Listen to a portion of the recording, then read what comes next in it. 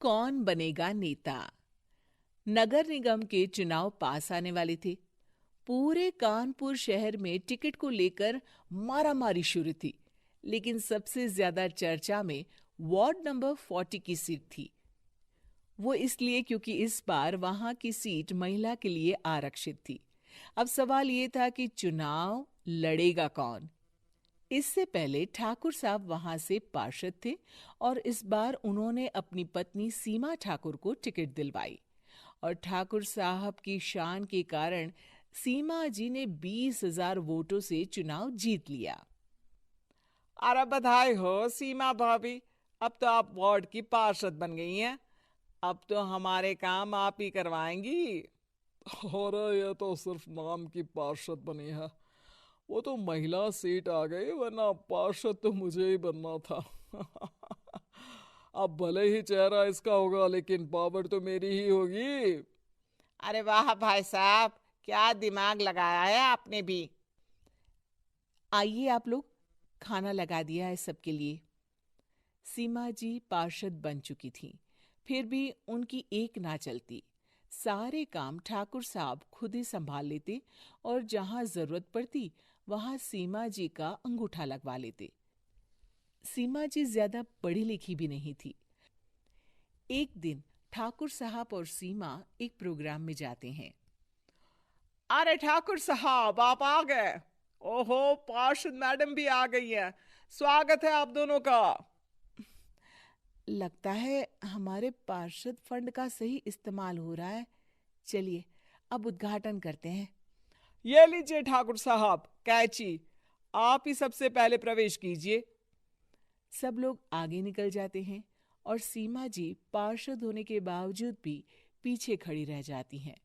वो देखती हैं कि वेलकम बोर्ड पर उनका नाम है, लेकिन महिला होने के कारण कोई उनका सम्मान नहीं कर रहा। अगले दिन एक आदमी उनके घर आता है। अरे ठाकुर साहब नमस्कार। कल ना हम नोटिस किए कि हमारा घर तो अवैध है और नगर निगम वाले उसे तोड़ने आ रहे हैं। अरे कुछ कीजिए ना ठाकुर साहब। देखो भाई, मैं तो ज्यादा कुछ कर नहीं सकता, पर अगर तुम सबकी जेब गर्म कर दो तो कुछ हो सकता है। कुल मिलाकर 4 लाख लगेंगे। अरे 4 लाख ठाकुर साहब। अरे भाई, मैं अपने लिए नहीं मांग रहा हूँ।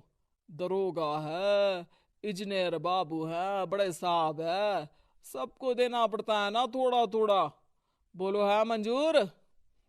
तभी वहां अचानक सीमा जी आ जाती हैं। अरे ये आप क्या कर रहे हैं? पहले इन्हीं लोगों से तो आपने वोट मांगे, अब इनसे ही पैसे ले रहे हो। अरे चुप रहो तुम। तुम्हारा काम है सिर्फ अंगूठा लगाना। तुम वही किया करो। मुझे दूसरे काम तुम मत सिखाओ, समझी? और तुम ना जाओ, अब पैसे लेकर आओ, वरना जेसीबी किसी भी वक्त आती होगी। सब कुछ ऐसे ही चलते रहता है। एक दिन सीमा जी और ठाकुर साहब को एक लोकल मीटिंग में बुलाया जाता है। वहां पर कई और अधिकारी लोग भी मौजूद रहते हैं। अब मैं चाहूंगा कि ठाकुर साहब हमारे बीच 2 शब्द कहें। मेरे प्यारे भाइयों और बहनों, आज मेरा सौभाग्य है कि मैं आप सबकी सेवा दिन रात कर पा रहा हूँ। आपने मेरी पत्नी को भारी मतों से जिताया है, इसलिए मैं आप सभी का शुक्रगुजार हूँ। मैं आप सबसे वादा करता हूँ कि हमेशा की तरह हमारे वार्ड में किसी को कोई तकलीफ नहीं आने दूंगा। सभी लोग तालियां बजाने लगते हैं। अब मैं माननीय पार्षद मैडम को स्टेज पे बुलाना चाहूंगा। अपने नाम को बुलाया सुनकर सीमा जी एकदम चौंक जाती है। उन्हें बिल्कुल उम्मीद नहीं थी कि इतनी बड़ी जगह उन्हें मंच पर बुलाया जाएगा। जैसे तैसे वो मंच पर चढ़ती हैं। ऊपर जाते ही सीमा जी को सारी पुरानी बातें याद आ जाती हैं कि किस तरह उनके पति उन्हें कभी भी आगे बढ़ने नहीं देते और उनके नाम से गलत काम करते हैं। वो बोलने लगती हैं। मैं आपके वार्ड की पार्षद सीमा हूं। आप में से बहुत कम लोग ही मुझे जानते होंगे, क्योंकि इससे पहले मुझे कभी ऐसा मौका ही नहीं मिला। सारे मौके मेरे पार्षद पति यानी आपके ठाकुर साहब ही लेते रहे, लेकिन आज ये मौका मुझे मिला है तो मैं इसे ऐसे ही नहीं जाने दूंगी। मैं आपको ये बताना चाहती हूँ कि आपके ठाकुर साहब मेरे नाम की आड़ में गैर कानूनी काम करते हैं, जिस पर अंगूठों के निशान मेरे होते थे।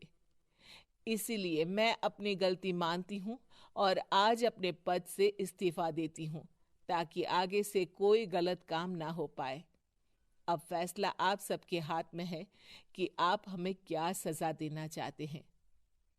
सीमा जी की बातें सुनकर ठाकुर साहब के चेहरे का रंग उड़ जाता है और वो शर्म से मुंह नीचा करके वहां से चले जाते हैं और पद से इस्तीफा देकर ही सही सीमा जी अपने आप में आत्मविश्वास महसूस करती हैं।